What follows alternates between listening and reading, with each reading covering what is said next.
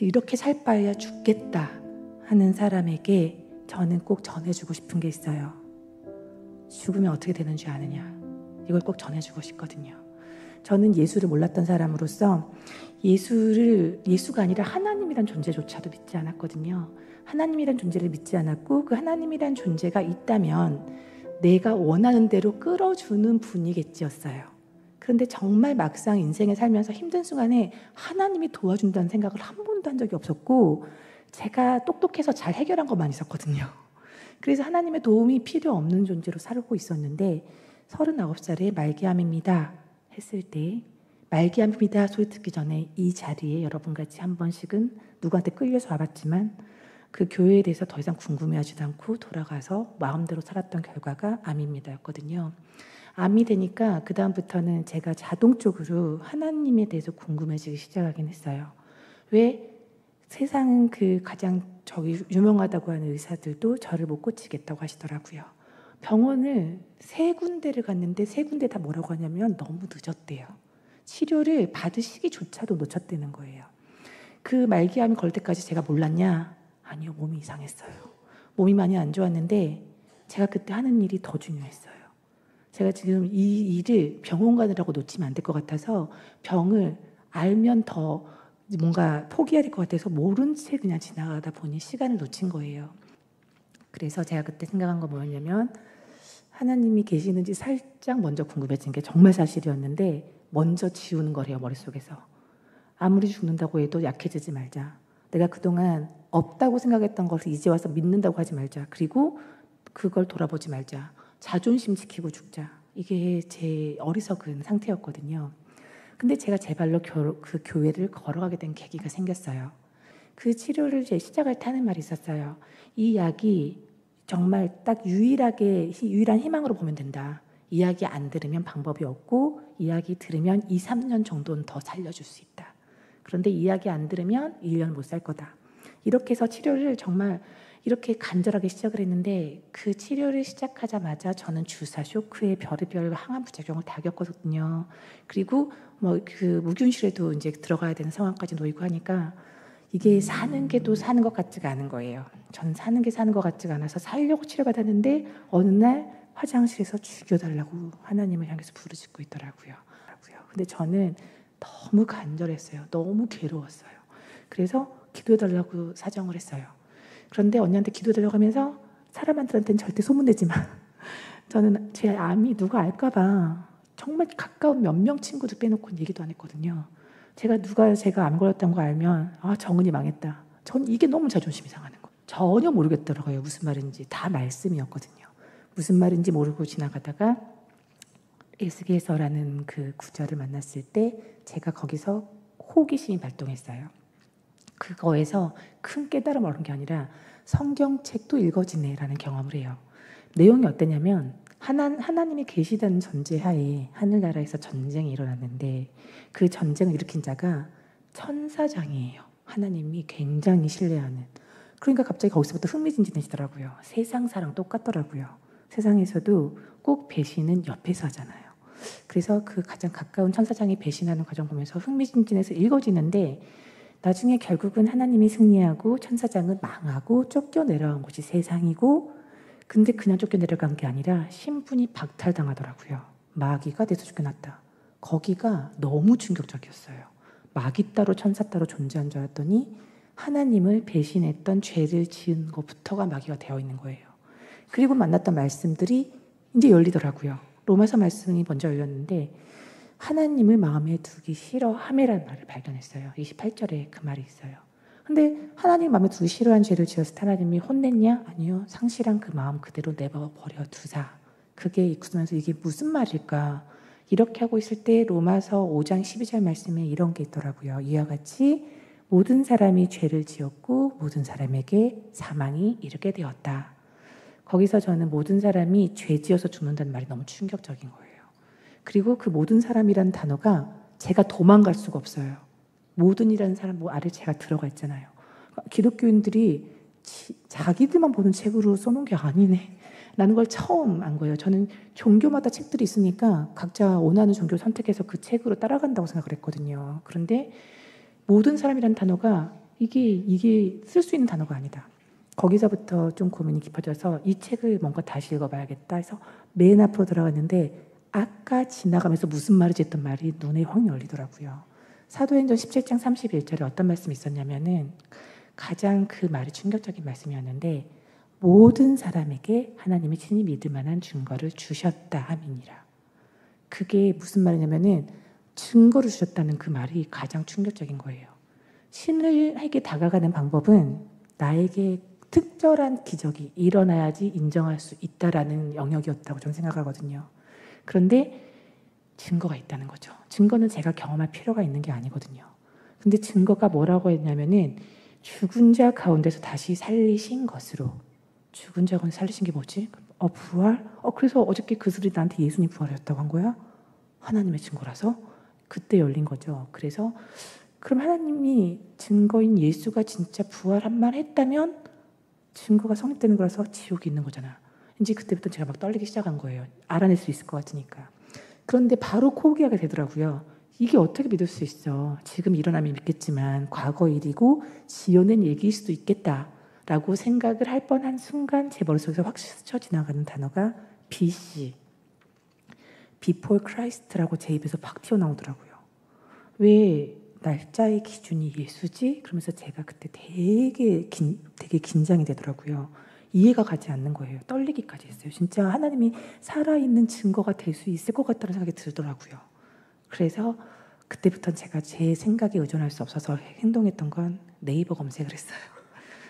성경책은 믿을 수 없으니까 짜고 치는 고스톱이야 막 이러면서 네이버에 들어갔더니 네이버에 예수 그리스도를 찾더니 예수 그리스도의 생애와 그리고 그가 언제 태어났고 언제 죽었고 3일 만에 부활했다고 함까지 나와 있어요. 근데 이 네이버에 검색해서 나와야 될 인물 정도면 대단해야 되거든요. 적당하게 나올 수는 있지만 그의 생애 자체가 나오는 거는 진짜 역사적인 근거가 받침해야 되거든요. 그래서 제가 거기서부터는 이게 어떻게 네이버에 나오지 예수가? 이렇게 생각을 하면서 예수 그리스도의 부활을 또 쳐봐요. 예수 그리스도가 부활했다는 많은 증거들이 쏟아져 나와요. 네이버에서. 그리고 그 증거는 참 너무 그럴듯해요. 그런데 제 눈을 사로잡은 건 그 증거들이 아니라 어떤 한 외침이 한 군데 있었는데 뭐라고 하냐면 예수가 부활했다고 하는데 그럴 리가 없다. 그게 사실일 리가 없다. 너무 이성적으로 보인다. 그래서 제가 그거를 확 들어가서 봤는데 그걸 조사한 조사단들의 직업이 너무 마음에 드는 거예요. 시대마다 그 시대를 풍미했던 지식인들, 역사학자들, 과학자들 그들이 단수도 아니고 복수들이 계속해서 조사를 했는데 그 조사한 것들이 너무 체계적으로 조사를 열심히 했다는 내용들이 나와 있고 맨 마지막에 뭐라고 끝났냐면은 아직까지는 예수가 부활한 것이 사실일 리가 없다는 것을 밝혀낸 자가 없다. 이렇게 끝났어요. 저는 거기서 제 생각을 내려놓기 시작했어요. 사실인 것 같다는 게 이렇게 많은데 내가 만약에 예수가 아니라 다른 걸 찾았을 때 그랬으면 이렇게까지 의심을 했을까? 역사고 맞아 넘어갔을 텐데 예수니까 어떻게 썼는지 아닌 걸 알아내려고 애썼던 저는 끝내 알아내지 못하고 굴복을 그 자리에서 하게 됐어요. 예수가 부활한 게 사실인 것 같다. 하나님한테 바로 얘기해요. 당신 살아계시나 봐요. 예수가 부활해버렸어요. 그렇게 한 다음에 난 그럼 어떻게 하지? 나는 지옥이라는 생각이 바로 들더라고요. 저는 지옥 같은 거 무섭지 않아. 평상시에 이런 성격이었는데 무서웠어요. 내가 이제 곧 죽어야 됐는데 지옥에서 묻는다는 게 얼마나 끔찍한 일일까. 하나님은 너무나 체계적으로 준비를 하셨었어요. 가라사대 때가 찼으니 회개하고 복음을 믿어라. 회개하고 복음을 믿어야 되는구나. 여기서부터 출발을 했어요. 그럼 회개를 무엇을 해야 되는지를 찾아가다 보니 그 책에는 회개해야 할 죄도 친절하게 나와 있더라고요. 요한복음 16장 9절을 딱 명시했어요. 죄의 대여함은 저희가 나를 믿지 아니함이요. 그래서 저는 그래 난 안 믿었으니까 죄가 맞아. 하나님이 창조주인데 안 믿으면 안 되지. 그렇게 넘어가려고 했는데 그 얘기를 한 사람은 하나님이 아니에요. 예수가 못 박히기 전에 예수예요. 예수가 나 믿지 않는 게 죄야 하고 있더라고요. 그래서 저는 거기서 또 고민을 해요. 나 그럼 둘 중에 누구 믿어야 되지? 하나님? 예수님? 분명히 다른 종류인 것 같은데 하나님의 아들이고 고민하면서 그냥 넘어갔는데 거기서 이제 예수님이 또 주장하는 말을 만나면서 예수가 중요하다는 걸 또 깨달았어요. 뭐라고 주장하냐면 내가 길이요 진리요 생명이니 나로 말미암지 않고는 아버지께로 올 자가 한 사람도 없느니라. 예수를 통과해야만 아버지가 계신 곳, 곧 하나님이 계신 곳으로 가는구나. 천국 가는 길이 여기 있구나. 나 그럼 예수 믿어야겠다 하고 있는데 그 예수를 부인하고 싶은 말을 만나요. 로마서 말씀이었는데 뭐라고 했냐면 예수를 어떻게 믿어야 되냐면 주라고 입으로 시인해야 되고 마음으로는 하나님의 능력으로 예수를 죽은 자 가운데서 다시 살리신 것을 믿으면 구원을 얻으리라. 천국 가는 방법은 마음으로는 하나님이 예수를 부활시킨 걸 믿어야 되고 입으로는 내가 예수를 주라고 해야 된다는 거예요. 거기서부터는 제가 마음이 상하기 시작했어요. 사랑하면 그냥 살려주지 왜 주인을 하고 나 종 만들려고 할까? 나 안 만나고 싶어 라는 생각이 가득하게 들어오기 시작했어요. 고민하다가 또 넘어갔는데 그 말씀을 그냥 지나칠 수 없는 말씀이라는 말이 또 나와요. 로마서 14장 9절에 정확하게 뭐라고 있냐면 그리스도께서 이를 위하여 죽었다가 다시 살으셨으니 곧 죽은 자와 산 자의 주가 되려 하심이니라. 곧 죽어도 자기가 주인 하겠다는 예수의 외침이 거기 있더라고요. 그래서 이분을 내가 받아들이기에는 참 많은 어려움이 있겠다. 근데 말씀을 계속 읽어가면서 어떤 말씀은 그래도 하나님이 살아계신 게 너무 분명하니까 내가 내 마음대로 할 수 없다는 것을 깨달아가면서 읽고 있는데 마지막에 요한계시록 3장 20절 말씀에서 가장 많은 고민을 했어요. 뭐라고 나와 있냐면 볼지어다 내가 문 밖에 서서 두드리노니 너희가 마음의 문을 내 음성을 듣고 마음의 문을 열면 내가 너희로 더불어 들어가서 함께 먹고 살리라는 말씀이었거든요. 이분이 내가 문을 두드릴 때 열고 나면 나한테 들어오겠다. 나랑 살겠다. 거기에서 왜? 라는 생각이 들었어요. 그렇게 주구장창 제가 로마서 말씀 통감해서 느끼는 예수는 너무 이기적이다. 그리고 굉장히 독선적이다. 라는 생각을 하면서 지금 계속 오해를 하고 있었는데 너무 이상한 이미지가 있어요. 거기에. 문을 두드리고 있다는 거예요. 전 뭐라고 생각했냐면 지가 주인이면 그냥 밀고 들어오면 되잖아. 이 생각을 했어요. 진짜로. 그런데 절대로 노크라면서 제 응답을 기다려요. 왜 내 응답을 기다리는데 내 주인이라고 하지? 라는 이상한 생각 계속하고 있다가 딱 깨달았어요. 내가 너무 소중한가 보다. 나한테 함부로 할 생각이 처음부터 없었다. 왜 주인으로 하려고 했는지 나는 내가 주인 되는 내 자리를 뺏는 자만 생각했는데 그런 게 아니야. 분명히 들어오려고 하는 이유가 있지만 내가 허락할 때까지 들어올 생각이 없어. 그거는 내가 지금 배척해야 될 대상으로 볼 사람이 아니잖아요. 왜? 왜? 하고 외치는 거였어요. 나한테 들어와서 살아야 될 이유가 뭐지? 구원의 의미가 거기서 깨달아지는 거예요. 내가 주인 되었던 자리에서 내려오지 않으면 구원이 없는 거예요. 주가 데려오신 이유가 그건 거죠. 그때 제가 저를 딱 멍청한 거다고 쳤어요. 창조주가 하나님이 예수님 때문에 예수님 부활하신 사건 때문에 살아있는 게 인정해놓고 하나님이 당신 살아계세요 했는데 살아계신 하나님이 어떤 존재인지를 생각도 안 하고 있는 거예요. 제 중심으로 생각하다가 하나님은 창조주셨어요. 창조주가 일주일 동안 세상을 만들면서 한 일 중에 6째 날 한 일 계시죠. 사람을 만드신 거. 그러면 나는 내가 스스로 주인 될 수 있는 존재가 처음부터 아니었구나. 나는 만들어진 자였으니까. 보통 물건을 만들면 만든 사람이 주인이지 주인이 처음부터 하나님이었는데 나는 전혀 나는 내 멋대로 살래요. 내가 주인대로 살았구나. 내가 주인이 아니었던 순간이 단 한순간도 없었더라고요. 그러면서 그 하나님이 지금은 명하사 심판할 날을 작정하시고 아들 예수를 주인 삼아온 자들 살리시겠다는 메시지를 그 요한계시록 3장 20절에서 깨달아지더라고요. 앞에서 읽었던 모든 말씀이 정리가 되는 거예요. 더 이상 지체할 수 없다. 예수님이 나를 40년 동안 내 마음의 문을 두드리고 있었다는 걸 그때 깨달았어요. 나는 고집 부리느라고 암에 걸려서까지 절대 그 응답 안 했는데 이걸 놓칠 수 없구나. 맞아요. 제가 주인이었어요. 제가 40년 동안 문을 꼭꼭 잠그고 안 열었어요. 당신이 들어올 수 있으면 들어와 봐라. 안 들어온 거 보니까 없구나. 이렇게 생각했던 사람이에요. 당신은 저를 인격적으로 대해주셔서 제가 이제 믿어지면 문을 열어줘야 하시는 음성을 못 알아들어서 죄송해요. 제가 그때 이제 이 노크가 당신의 마지막 노크가 될 겁니다. 오늘. 그렇게 하고 이제 노크에 화답하기로 결정을 했어요. 하나님, 저는 지금까지 잘 몰랐어요. 예수가 부활한 것도 몰랐고 당신이 살아계신 것도 몰랐어요. 저는 제가 주인이었어요. 너무나도 분명하게 제가 난 사람에서 난 착한 일 많이 한 걸로 막 내세웠는데 그게 아니라 그냥 내가 주인이었어요. 제가 이제 주인께서 내려올게요. 예수님, 지금 이 순간 저 안에 들어와 주셔서 제 몸과 제 마음과 제 머리의 진정한 주인이 되어주세요. 감사합니다. 다시는 주인 되지 않겠습니다. 끝. 저 그날 이후로 그 순간에 바로 자유가 임한 걸 느꼈어요. 제가 그때 깨달은 거는 난 몸에 암이 잔뜩 있지만 영혼이 죽은 자였어요. 암이 있는 게 중요하지 않더라고요. 나는 이제 암이 없어도 결국은 죽잖아요. 제가 깨달은 진실은 내가 암에 걸리거나 안 걸리면 죽거든요. 결국은 죽는데 내가 그 죽기 전까지 내가 주인인 채로 죽었으면 난 얼마나 끔찍한 미래를 보여야 되는 건가요?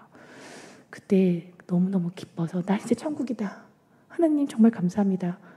그리고 목사님께서 말씀하시는데 그런 말씀을 하세요. 예수님께서 부활하신 것이 너무나도 분명한 사실이기 때문에 죽을 때까지 말씀대로만 사는 것이 인생의 정답입니다. 제가 그때 깨달은 게 있어요. 내 인생이 왜 잘 풀리다가 왜 이렇게 되고 잘 풀리다가 이렇게 되지?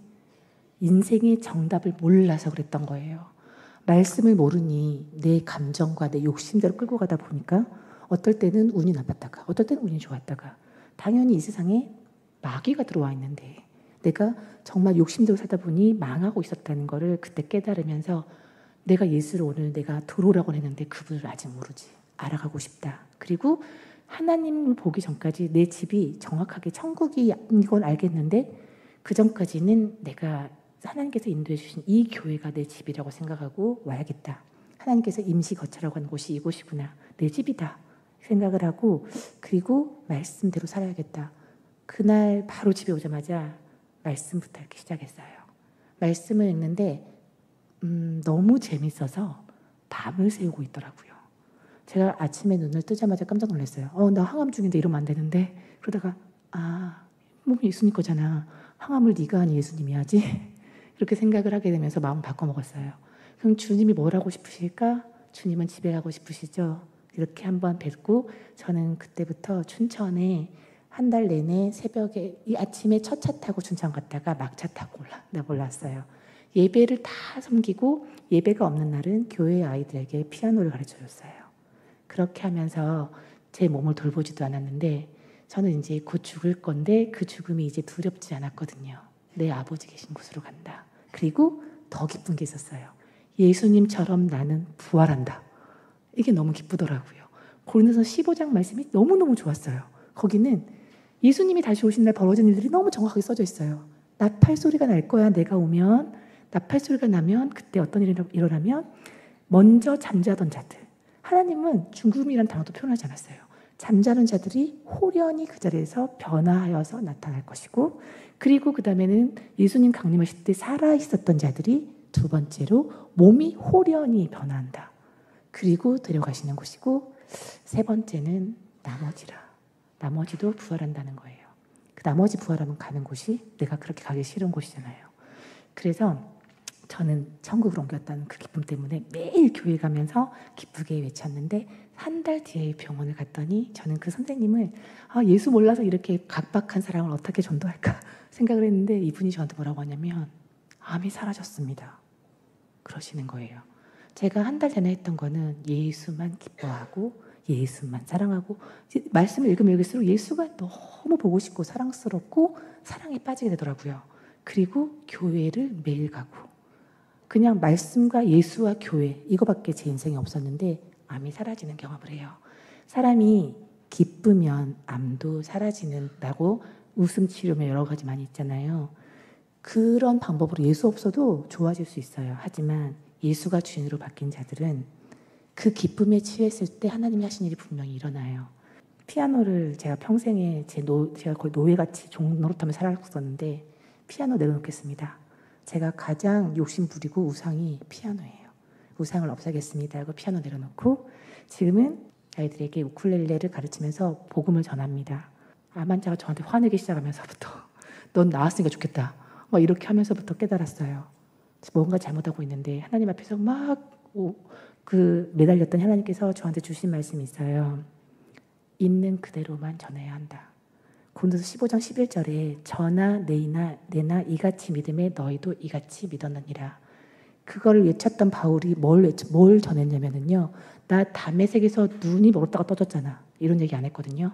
뭐라고 했냐면 성경대로 예수께서 우리 죄를 위하여 대신 죽으시고 장사 지낸 바 되었다가 사흘들에 다시 살아나사를 전했어요. 십자가에서 우리 죄를 위해 죽으시고 다시 살아나신 분을 전하셨거든요. 이분은 죽음에서 멈춰있지 않고 다시 살아나셨어요. 그리고 우리한테 뭐라고 하냐면 내 몸하고 똑같은 몸으로 다시 살아. 이렇게 얘기하세요. 그 몸은 무슨 몸이냐면 2000년이 지금 예수님 가신 다음에 2000년이 흘렀는데 2000년이 지난 후에 어떤 모습으로 오신다고 하셨냐면 내가 속히 다시 오리라. 어떤 모습으로? 이 모습 그대로. 이 모습 이대로 나 다시 오리라. 천국이라는 곳은 사람이 나이가 들지 않는다. 그리고 몸이 만져지기도 한다. 다시 오실 때 도마한테 만져보라고 하셨고 그리고 먹을 것도 먹고 천국이란 나라를 구체적으로 부활하셔서 오셔서 40일 동안 묘사하고 가셨는데 이 땅에 있는 사람들은요. 40일의 부활을 얘기하지 않고요. 십자가에서 죽으신 예수 앞에서 내가 믿어줘 봐라. 이러고 있는 거죠. 저도 옛날에 기독교인들이 전도할 때 십자가에서 당신을 위해서 죽어주셨어요. 그럼 왜 그랬대? 그랬거든요. 누가 그렇게 해달라고 했어? 그리고 내가 그 사람 왜 믿어야 돼? 이게 저의 입장이었어요. 그런데 예수를 정확하게 알고 나니까 이분이 십자가에서 죽으셔야만 내 죄가 없어져서 천국에 갈 수 있는 존재가 된다는 것도 알게 됐고 말씀에 들어가 봐야 된다는 것도 알게 됐어요. 분명히 이 자리에 올 때는 뭔가 답답한 일도 있었을 거고 아니면 옆에서 가자 해서 그냥 가죽기하고 온 것도 있을 거예요. 그런데 그런 내 감정과 내 생각대로 좋은 것 같아서 간다. 이게 아니에요. 사실을 정확하게 직시하고 현실을 알면 교회를 안 나올 수 없고 예수를 안 믿을 수가 없는 거예요. 저는 사람들이 아픈 몸으로 대단하다란 말을 많이 들어요. 그런데 왜 저는 이 몸으로 제 몸 돌고 보는 게 아니라 암 환자를 돌보거든요. 암 환자들이 제가 아무리 어떤 암 환자를 데려와도요. 저보다 아픈 사람 별로 없어요.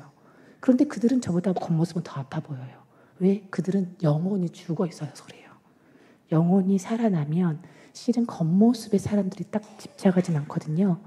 제가 간증집회 가면은 꼭 하는 말이 있어요. 여러분들한테 기분 나쁘라고 하는 말이 아니라 여러분 다 죽습니다.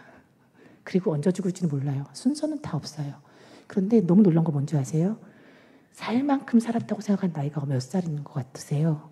저는 98세의 어르신도 만나봤거든요. 못 죽겠다고 하세요.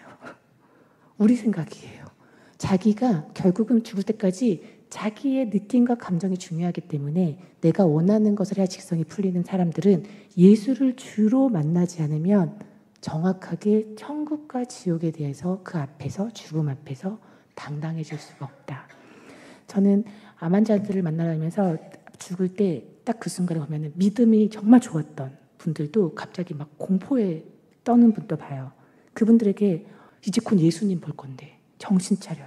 예수님께 집중해요. 지금 이 세상에 남을 사람 아니라 갈 사람인데 저 세상에서 영원히 할 분하고 지금 대화를 해야 되는 시간을 방해하지 말아라. 괜히 이 세상에 미련 갖게 이상한 말을 하지 말아라.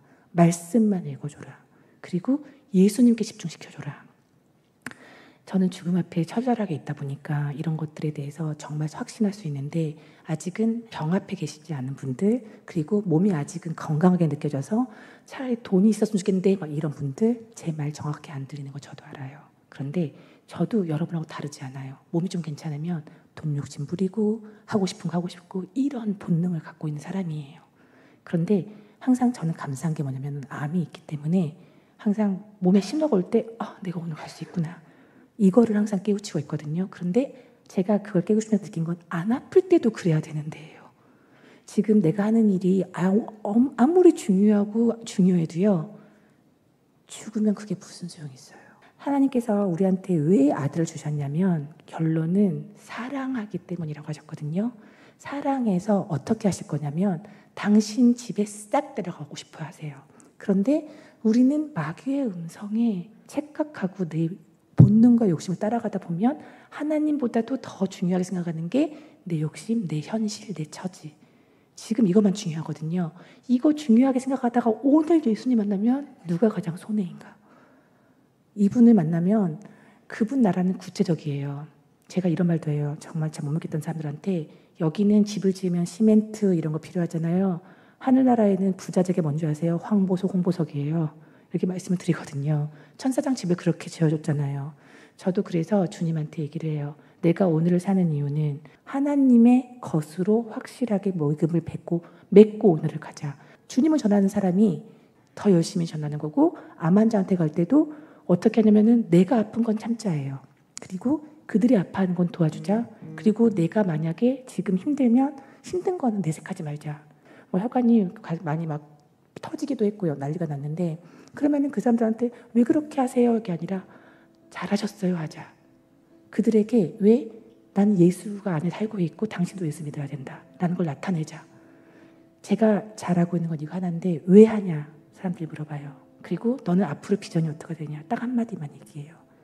내 구주 예수를 어제보다 오늘 더 사랑하는 게 내 인생의 목표고 그리고 영원한 목표입니다. 라고 얘기를 하거든요. 예수님을 만나니까 정확하게 만나면 이분이 살아계신 거를 알게 되기 때문에 이분하고 충분히 대화하실 수가 있어요. 이분하고 대화하면은요. 나랑 같이 있자. 오늘 나랑 같이 살자. 오늘 주님과 같이 사는 사람이 천국에 가는 거거든요. 그런데 물론 우리 죄는 이미 없어졌어요. 믿건지 말건 여기 계신 분들 안 믿는 분들 중에서도 죄는 없어요. 왜? 십자가에서 피를 흘리셨잖아요. 몽땅. 그 피는 우리 죄를 씻기는 피니까. 다만 우리는 지금 뭘 안 하고 있냐면 그럼 죄가 없으면 그냥 살면 되겠네. 아니요. 죄가 없는데 자기가 주인 돼서 끝까지 마음대로 살면 하나님 나라에 못 가요. 하나님 나라는 당신의 자녀를 들여보내는 것이거든요. 하나님의 자녀가 되는 방법은 당신이 그 희생 제물로 주신 예수를 주로 받아들인 사람. 그래서 정말 간단하게 전도할 때는 이렇게 얘기해요. 하나님이 뭘 체크하실 거냐면 네 마음 안에 내 아들 예수가 있나 보자. 이것만 체크하신다. 그래서 오늘 주인된 죄를 빨리 회개하고 예수를 주인으로 모시세요. 이렇게 얘기를 하고 있습니다. 오늘도 저는 예수가 주인인 사람으로 살기 위해서 이 자리에 와 있는 거고 그리고 예수를 믿는 거는요. 내가 지금 조금 손해보고 좀 힘들지만 참고 주를 의지해서 집에 그냥 당연히 오는 거예요. 그리고 예수를 믿는 자들은 예배를 정확하게 사수할 수 있어야 된다고 생각해요. 예수 믿으니까 좋은 일도 맨 나중이에요. 내가 주를 예배하고 주를 기뻐하고 예수를 주로 믿는 자, 이 상태가 된 사람들이 그 다음에 주의 일에 주님이 함께 가주시는 거거든요. 내 상태가 주님과 아예 함께 주와 합하는 자는 한 영이니라 하셨잖아요. 그리고 정확하게 우리가 깨달아야 되는 것은 영생을 주시는 게 하나님의 목적이에요. 죄의 삭스 사망이요 하나님의 은사는 영생이니라. 우리가 말씀을 그냥 대충 읽지 않고 하나님이 나한테 무슨 말씀하고 싶으신지 읽으시면서 우리가 정말 이 땅에 어차피 한 번 살다가 짧은 인생 살다가 영원한 세상 넘어가기 전에 진짜 크리스천으로 한번 살아보자. 진짜 크리스천은 내가 주인이 아니고 예수가 주인이고 말씀대로 사는 겁니다. 그리고 남을 섬기더라도 예수님을 사랑하는 마음으로 섬기는 게 정답이에요. 사랑하는 사람들은 주님의 일을 하게 돼 있거든요. 그렇게 해서 살아갔으면 좋겠습니다.